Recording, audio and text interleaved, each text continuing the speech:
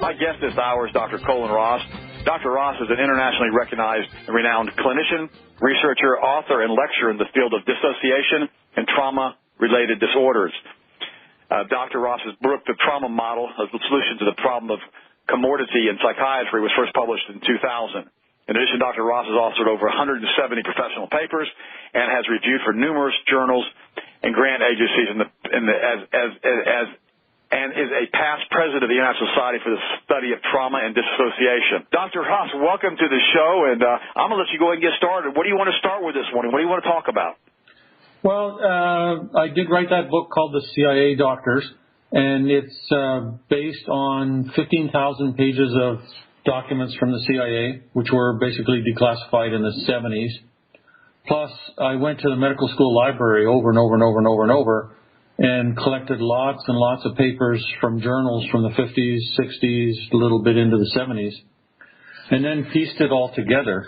And the basic story is kind of stranger than fiction. The mind control programs and experimentation that went on, 50s into early 70s, the involvement by all the major universities, major figures in psychiatry, violation of basic human rights, basic ethics, was pretty astounding. And it, in terms of the CIA mind control programs, everything after the early 70s is still classified.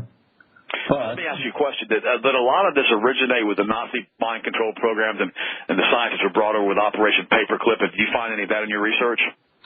I've looked for that, and I firmly believe that, for viewers who don't know, or listeners, during the late stages of the Second World War, and immediately after the war, there was all these German scientists who were kind of in the wind. They were either back home, they were in internment camps, and there was a big scramble between the French, the British, the Russians, and the U.S. to try and get these guys and bring them over to support ongoing industry.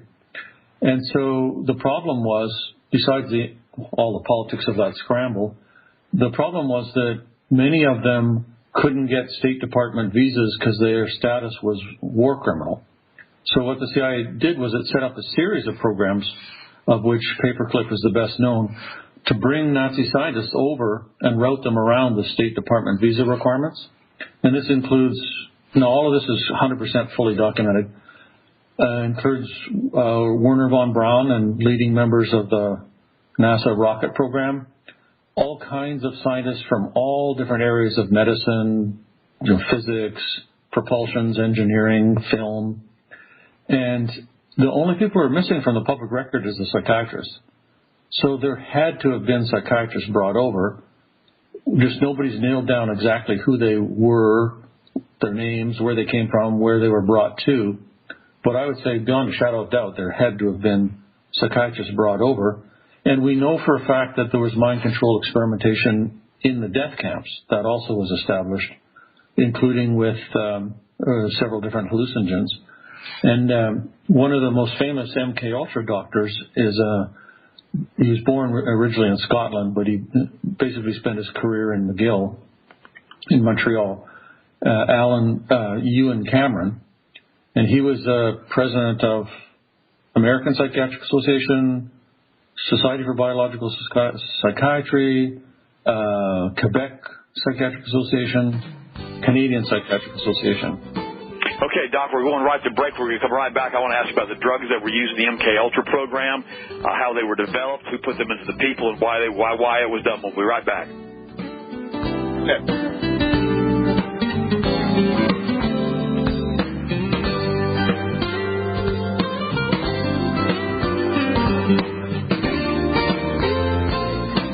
Dr. Ross has actually written a book on satanic ritual abuse. And we're going to we're going to talk about that in just a few minutes, and I want you to call up with your questions for Dr. Ross. We'll be opening the phone lines up in a few minutes. But before we go to that particular topic, I was asking you about the use of LSD and Timothy O'Leary in the MK Ultra mind control program back in the 60s. And you had one comment that you said that you knew of one person who had been given LSD. Can you go over that real quick, Dr. Ross? Sure. Well, just to finish off what I was on before the break, so Ewan Cameron, who is an MK Ultra contractor and also co-founder of the World Psychiatric Association with William Sargent, who wrote a book called Battle for the Mind. And William Sargent's one of the top British mind control brainwashing guys. So Ewan Cameron, who's very connected academically, also was a member of the group that went over and interviewed the Nazi doctors at Nuremberg and had clearance for that. And we know that the Nazi doctors used mescaline and other hallucinogens in the death camps and experiments. And then Ewan Cameron comes back and uses hallucinogens on patients in Montreal. So it's all tied together. And there's a whole history about LSD, which was first. There's a whole question about whether the standard history of the discovery of LSD is a little bit inaccurate. But basically, this guy, Albert Hoffman, kind of discovered it by accident. He was a chemist at Sandoz Pharmaceuticals in Switzerland. And then it was being used experimentally by the CIA as early as 1953, 54. And I have, in all those documents there's a memo from one CIA officer to another saying he's concerned that they always refer to the Russians as the Soviet. They're concerned that the Soviet is going to buy up the world's supply of LSD. So one of the MK Ultra sub-projects, which was a top secret clearance project, was a contract with Eli Lilly in 1954 for $400,000, which is a lot of money back then, to manufacture and provide a secure source of LSD for the CIA. So the first manufacturer distributor of LSD in the United States was actually Eli Lilly Company, who makes Prozac.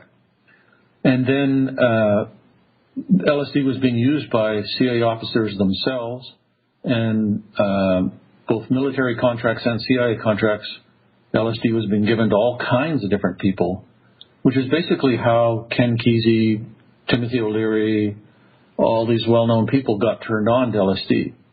And then the whole thing kind of spilled out of control into the general culture. Now, is LSD used as a brain control mechanism? Is it used as a brain entrapment device? What are they using the LSD for? Is it to open up different levels of the conscious and subconscious mind? I mean, you're the doctor. Tell me why they're using this. I mean, we're talking about this widespread use and $400,000 back in the 50s for the CIA to buy LSD. What was the point of this? Were they using it for the mind-controlled experiments? Well, there's a couple things. In Senate committee hearings in the mid-'70s, the general counsel for the U.S. Army provided a list of 125 different drugs that the Army had used in mind control experiments. So they used literally 100-plus different drugs. Why were they trying to control people's minds? What were they trying to get them to do? Well, basically, it was just exactly what you would expect. It's for interrogation purposes, to soften them up, to get them to provide information that they wouldn't otherwise, to reprogram them to erase memories. This is all described in the documents. And to try and detect opposing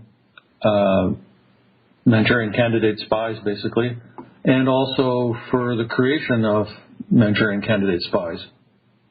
Okay, now explain to me. You've got to stop for just a second. You're saying so much that's intriguing me, and I know the listeners. It's to create Manchurian candidate spies. Are you talking about dual personalities in which they can call them up like we see on TV or on these movies and give them a code word and they flip and their personality changes and they remember their program and they go and assassinate someone? Is that what we're talking? Is that even possible? Yeah, that's what we're talking about. And not just assassinate, retrieve documents, infiltrate a cell, whatever the mission might be. This is not just science fiction. This is described in great, great detail in the CIA documents and in the writings of a man called G.H. Esterbrook, who was a Canadian-born guy whose career was at Colgate College in upstate New York. And he wrote a book in 1943 called Hypnotism. And in that book, and then as late as an article in 1971, described creating these kind of dual personalities for operational use in the Second World War in great, great detail. And he also interacted with the CIA and interacted with other leading hypnosis CIA mind control contractors. All that totally documented. Well, what's interesting to me, as a scientist, as a biologist and a chemist, is that, this technology has been available to us apparently since the World War II era, and that now it's just gone further and further and further to different levels, all the way up to 1970 when you said basically all that stuff was supposedly closed down, which we know that it wasn't. It just changed names, and now all the documentation from that point forward you're saying is completely sealed? In terms of if you write to the CIA and ask them about things, you can't get anything beyond 72, 73. But we know that these programs are alive and well for a fact. We've just changed the name from mind control to enhanced interrogations. So what we know from Abu Ghraib and Guantanamo Bay, which surely is just the tip of the iceberg, that's all the basic components of mind control. So if you're a high-value detainee at Guantanamo Bay, you're going to get sensory deprivation, sensory isolation, food deprivation, good cop, bad cop, hoodings, attack dogs, some sort of drug-enhanced interviews. You're going to be mock killings, sitting in a very, very, very, very painful forced positions for long periods of time, sexual harassment, humiliation of your religion. These are all the basic elements of, any extreme interrogation, mind control, brainwashing. It's all the same stuff. It's all torture. Yeah. There's no way to say this isn't torture. I mean, so the United States is actively involved in torture, and we just do it off the shores of the United States so we can say it's legal and it's okay. Right. Do we do any of that left? Do you know of any of that going on still on the continental United States? I don't. But technically, it's not continental United States, but Guantanamo Bay is technically U.S. soil. And so one of the cases from Guantanamo Bay is this Canadian citizen named Omar Kader. And he was, if I remember, I may be off a year or two in the story, but basically around 2002, 2003, when he was 12, he was in a village where a group of U.S. soldiers came in and there was a huge firefight. And he was dug out, half buried under rubble with fairly severe injuries. And he may or may not have thrown a grenade in the middle of the firefight. The reports are quite confused. But at any rate, he was captured at age 12 and arrived at Guantanamo Bay when he was 15 and has been kept as an enemy combatant ever since. And he's been subjected to all of these techniques. So that's actually legally child abuse perpetrated by the government of the United States on U.S. soil. If you treated a kid like that, just like in Omaha or somewhere, obviously you would go to jail for a long time. These are facts. These are not, theories, or this is not. Well, I mean, you read this stuff, and of course the government denies everything. Everything that comes out that what's crazy thing to me is, Doc, they tell you all of this stuff with these documents from prior to 1972. They tell you everything. And then when you bring it back to them and you say, this is what you said, they say, we never said that. That's a lie. And you're saying, but you've got it in your own document. No, we don't. It reminds me of that Jedi mind trick and when Luke Skywalker walks into the bar and says, they're not here, go away. And we're supposed to just believe this. Now, what drugs are they using on us today? Is it the Prozac? Is it the Zoloft? How are they doing this to keep the American population in the state of sheepleness in which we don't want to wake up, in which we're allowing this to go on? What are they doing to us today to allow them to continue this? How have they dumbed us down, in other words? Well, I don't know for a fact because any classified operation is still classified. But what I see is the major ways that our culture is propagandized and controlled is deterioration in our educational system in general. Excellent. Good. Okay. So the ability to weigh evidence, to weigh an argument. And as we see everywhere in our culture, a so-called debate consists of the extreme black person has a huge emotional reaction to what the extreme white person said. Then the extreme white person has a huge emotional reaction to what the black extreme person said. I don't mean racially white and black, just black and white thinking. And that passes for discussion and debate and resolution of disputes in our culture. So that's dumbing down. And then I think there's just a huge propaganda machine that filters and spins everything all the time. Well, what about the use of Prozac and Zoloft? And we know these are tricyclic antidepressants that have black box warnings on them, causing people to commit suicide. And we know they can be used at times for good in medicine, but they're so widely prescribed now with the tens of millions of people. I mean, what does that have? What kind of effect does that have on a person that's really mentally stable and they're put on these drugs by a psychiatrist who simply doesn't know any better, or because the government wants them in our water supply and they've been found in our water supply? How does that affect us? Technically, Prozac is a selective serotonin reuptake inhibitor, SSRI, which is a different group from the tricyclics, but doesn't really matter. Well, I talk about and write about how the psych drugs don't work very well and have tons of side effects. I'm very interested in that. Okay, we're coming back from the break. We're going to start finishing this with Prozac and Zoloft and tricyclic antidepressants, select serotonin reuptake inhibitors, and we're going to talk about satanic ritual abuse, in which our doc is a expert.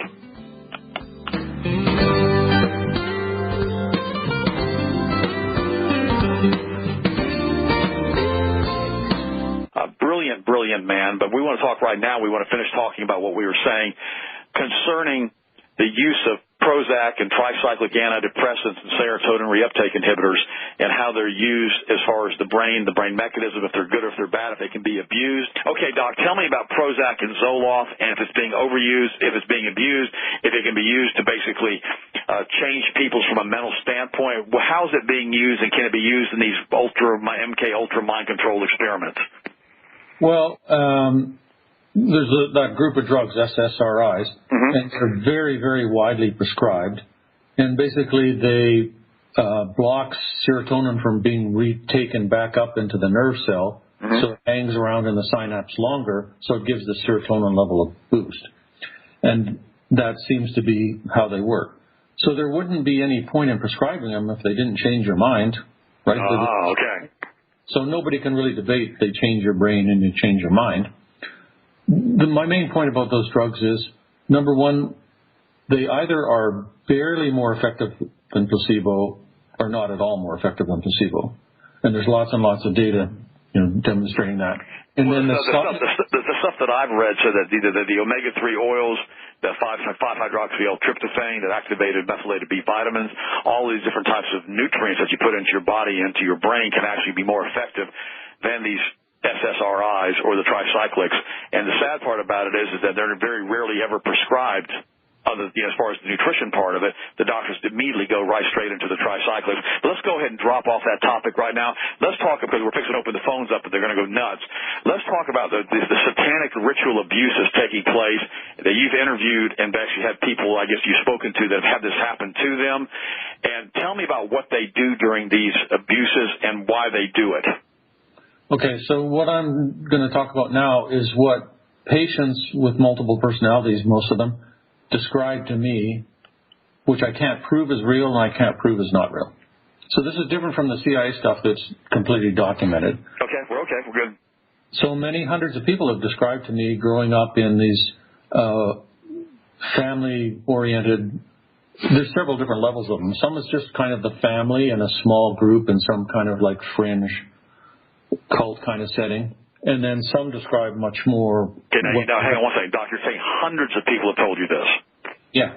Okay, all right. Okay, I want to make sure we're not saying one or two people. Hundreds have told you this in a clinical standpoint, why they've been speaking to you concerning their issues. Go ahead. And so it's just kind of conforms to the stereotype that you would expect. So that's an organized secret group. They have ceremonies on certain set-up days of the year. It involves kids. It's kind of like a pedophile party in a way. There's a group of adults who are obviously all pedophiles. There's a group of kids. They have various rituals with satanic paraphernalia, crosses, all the way up to sacrifice of children and babies. So either there's a lot of false memories here, and there's really very, very little of that going on, or there's a fair bit going on, and it's very well controlled and protected. Those are the only two possibilities.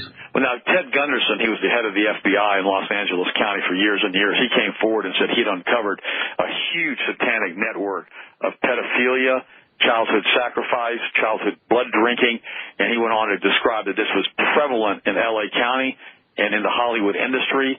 And basically, it was something that was so widespread that nobody wanted to talk about it, but it was so widespread that he had to talk about it. He had to disclose what was going on because he had too many cases. If they had gone into these underground places and found this paraphernalia and these altars that had been set up, and he said that had been used. So are you familiar with Ted Gunderson at all? Yeah, I know about him. I've read a bunch of his material. What can be done for these people that this has been done to, Doc? I mean, obviously hundreds of people who are here that are telling you the same things aren't making this stuff up. It's some kind of ritual thing that's going on that nobody wants to talk about, that we live in a civilized world, and we want to pretend like this pedophilia isn't running rampant in our culture.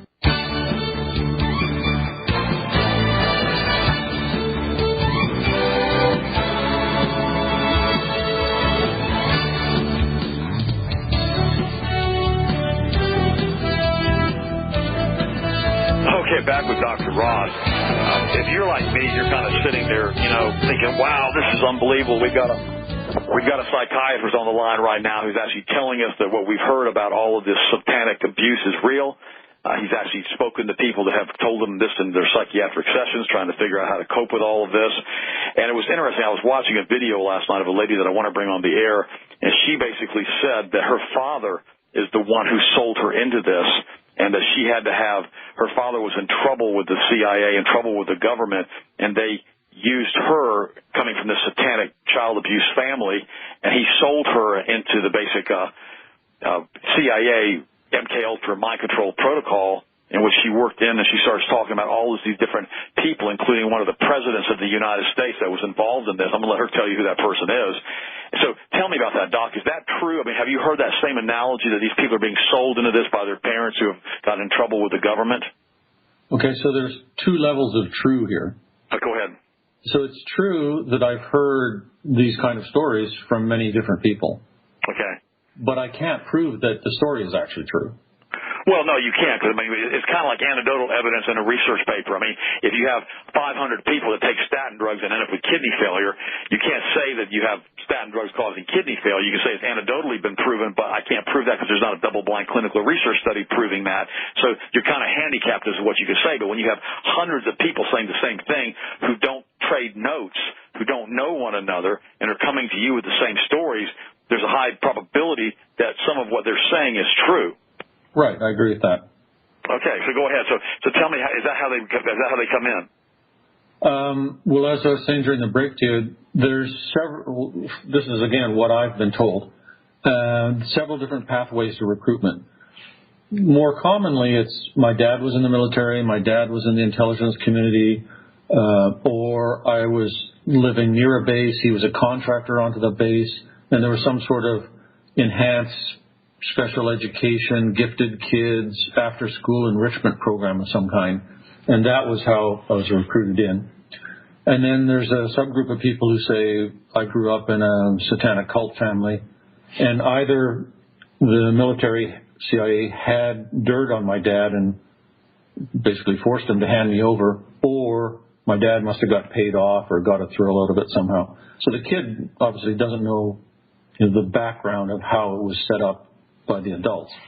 But recruitment in from a satanic cult background so that you have a pre-existing dissociative disorder that then can be built on by the programmers. I've heard that story many times. Okay, so let me just, before we go to the phone calls, I'm trying to get this straight in my own mind here, because I've never talked to an actual psychiatrist that's actually spoken to these folks that have actually told the psychiatrist this is what's going on, which would be you today, Dr. Ross. And so what you're saying is this pedophilia in our culture and sexual abuse of children is widespread.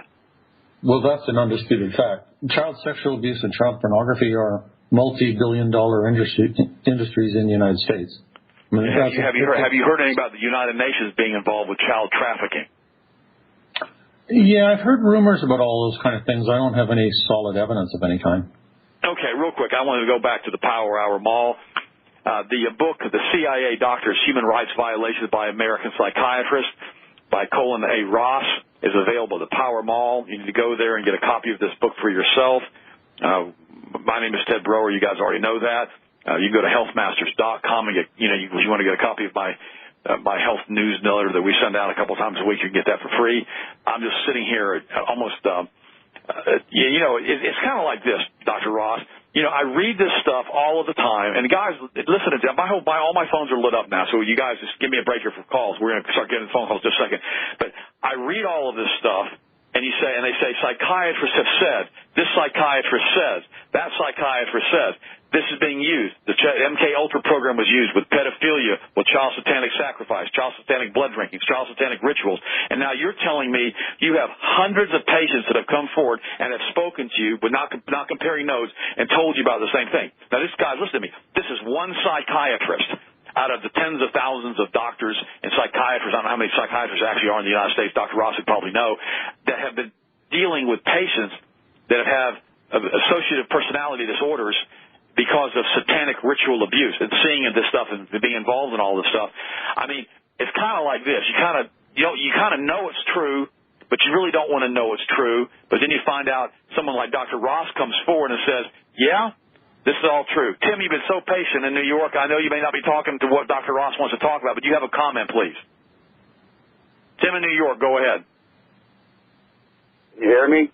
I hear you, Tim. I apologize for leaving you on hold so long. What is your comment for? I hope you're going to ask Dr. Ross a question. I just want to tell you that Dr. Ross is true. My wife was actually a victim of this in 1952 at the University of Rochester. She was subject to ionized radiation to her thymus gland by some German scientists. And back in 2004, 5, 6, and 7, they were sending letters. They wanted to do follow-up studies on the effects of her thymus radiation that she experienced. And in 2008, they literally came to her job, drugged her up with Risperdal and all kinds of psychiatric drugs, declared her incompetent, and they threw her into a nursing home against her will at 55 years old. And they continue to drug her up to where right now she's a vegetable and is bedridden. I have not been able to see her. You have to be on a list to see her. And her family are involved with the State Department and all these organizations that are doing this stuff. They actually sacrificed their own daughter for some reason. And if you want more information, there's a website called Save Pat Kobielak, Kobylack. I have documented this with undercover videos and saved everything to prove what I'm telling you is true. And this woman has been destroyed for the name of science because these people are, I hate to say it, Nazis, and it does go on right now as we speak in this country. Tim, thank you so much. Dr. Ross, wow. Yes. Comment. So the widespread radiation experiments are all documented in a committee report that was commissioned by Clinton. And it's just a documented fact that, for instance, at Harvard, a neurosurgeon named William Sweet testified to this Clinton Advisory Committee on Radiation Experiments, and he said that all the people we injected with plutonium in the Harvard system gave consent, but then he described a person who was identified as HP7. HP is human product 7. That's what they called their research subjects. So this one guy came into one of the Boston emergency rooms, unconscious, in a coma, was injected with plutonium, and died before he woke up. This is one of the people who gave informed consent. And this guy, William Sweet, was part of the brain electrode implant team at Harvard, which is directly connected to Office of Naval Research contractors in Yale, CIA military contractors in Tulane, and CIA contractors at UCLA, who are all part of this network of. Okay, Doc, we got to stop for a second. Okay, I got to ask a couple questions. I'm sitting here in cognitive dissonance right now. My normalcy bias has kicked in. I knew it was true. I didn't want to know all this stuff was true. Not from a licensed psychiatrist who's spoken to these people, who's an expert like you are. I am so glad you're on this show today because you are forcing me to change an entire mental paradigm that I'd established, because I was just hoping that a lot of this stuff was hype, but you're telling me it's true. How are these universities? Are they in collaboration? Are they in cahoots? How are they stopping this information being sent out? I mean, is there some kind of widespread conspiracy among the major universities that are involved in this not to talk about this to the press? I mean, what is going on, and why aren't we being told all this stuff? Well, in the 50s and 60s, into early 70s, there clearly was a widespread conspiracy because all of the major universities had contractors in MK Ultra, MK Search, who were cleared at top secret. So it wasn't just a few crazy scientists in a basement somewhere. It was all the leading universities, leading physicians, presidents of American Psychiatric Association, editors of leading psychiatry journals, were themselves top secret cleared contractors. Well, I'll be honest with you, this is just really, really irritating me right now because I knew this was bad, okay? I knew it was bad. And I knew that basically people were talking about it. But I had no idea that here you are as an individual psychiatrist dealing with hundreds of people telling you the same types of information and what's going on. And the man just called up telling us that his wife was given drugs and radiation treatment to her thymus, and basically now she's been put into a nursing home and been basically put into a vegetative state. I don't know. Let's go to Chris in Las Vegas. Go ahead, Chris. Question for Dr. Ross. Well, Dr. Ross, I'm a private advocate. I, too, have observed much of this diabolic deceit and pedophilia you're speaking of, particularly up in the Salt Lake City area. But it's my perception, I'm wondering if you don't see the same thing, that this is infesting throughout the highest levels of government, the law enforcement agencies, FBI, and so forth, attempting to report these things. You become a victim yourself for trying to report, and they try to accuse you of all sorts of dementia stuff whenever you bring these things to the forefront for discussion of child pedophilia amongst law enforcement circles within different governmental agencies. Dr. Ross, have you come under any persecution from this? No, not yes and no. Nothing like really big and scary, but there's an organization called the False Memory Syndrome Foundation, and their original board of directors included 2 top secret cleared MKUltra contractors. And I've certainly been personally attacked pretty hard by those guys. Well, I mean, go ahead, Chris. Well, I did observe that James Roger Brown has a site called the Sociology Center that has a compendium, which was a House congressional investigation into this infiltration of child protective and family services groups around the nation by a group of deviants and mafiosos type that are preying upon children by incorporating them into the child protective services system to access. You're an excellent caller. Okay, everybody's been great today. Let's let Dr. Ross answer that. Dr. Ross, child protective services, are they a conduit for this? Well, I think common sense and what we know for a fact is going to tell you that if you want to recruit kids into pornography, you got to go somewhere where kids are, right? How are you going to get access to kids? Well, the church, the boys in the choir, Boy Scouts, Child Protective Services, foster care kids, what better place to go? So go ahead, Chris. If there wasn't recruitment into pornography out of Child Protective Services. Chris, any other comments?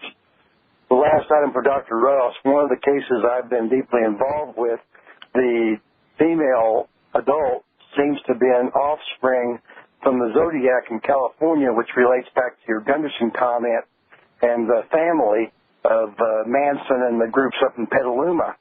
So this is a very diabolically demonic group that we're dealing with, and they prey upon their own children. Thank you. You're welcome. Yeah, I'm aware of these connections between the Zodiac Killer, Manson, and so on. Take Bianca murders, obviously. It's so hard to nail it down, but it sure looks like it's not random. Okay, hang on one second, Dr. Ross. I got to make a comment to the listeners. Okay, right now I'm feeling like I need to go jump in a shower and basically scrub down, and this stuff is so awful and so filthy. I don't want to know about this. I want to thank you listeners for staying with me on this. I had no idea that this was actually being exposed to this level of psychiatrists around the country. Doc, have you spoken with other psychiatrists who've had the same types of comments from their patients? Yeah, anybody who treats a lot of people with multiple personalities, dissociative identity disorder, runs into these cases. And if you treat lots and lots of cases, then the numbers just go up and up. Okay. Nancy, you got a comment? You got a question for Dr. Ross? Go ahead. You're on the air. Just a comment. I had a MPD woman in my home out of Satanism for 3 years. And I've got DVDs and so forth that I took pictures of. But one of the worst things they did. They tried to sacrifice her on a fire in the cellar of her grandfather's home. And the pipes burst, the water came down, and she escaped. Very interesting stuff. I baptized her. I've got in my pond here because the ministers were afraid of her. And I just know this is true. This is all true. She was a multiple personality as a result of the treatment in the cult. And I just, it's an amazing world we live in, and thank God that there are people out there that are trying to help. Wow. Nancy, thanks for the call. Okay, Richard in North Carolina, you got a question. Go ahead. Yes, I want to say to Dr. Ross that I appreciate him being so forward about the ineffectiveness and actually the degree that drugs that are supposed to help behavior actually end up harming people. I'm one such person. I do thank you for your writings and your talks regarding all the psychiatric drugs. And I would just like to ask, what percentage is the degree that psychiatrists, do they really know that psychiatric drugs are ineffective, or are they just are they just so sold out to the pharmaceutical company that it's all monetary decisions over the ineffectiveness and the harms it's causing the patients? Okay, thank you. You're welcome. Well, those are really good questions to which I don't have the final answer, but I think it's a combination of a number of different things. Clearly, there's huge financial incentives to say the drugs are more effective than they are. Okay, real quick. When you make these comments like this, Dr. Ross, they're so direct. I have to ask you a couple quick questions on that. Are doctors given trips and golf clubs and dinners and meals for prescribing psychiatric drugs? Yeah, that's been clamped down on in the last few years, but if you pick up the American Journal of Psychiatry, it's full of many pages of color, glossy drug ads. So the funneling of drug company money into National Alliance for the Mentally Ill, American Psychiatric Association, supporting meetings, supporting journals is massive. That's just an undisputed fact. And psychiatry boxed itself into a corner where its identity is just making diagnoses and prescribing drugs.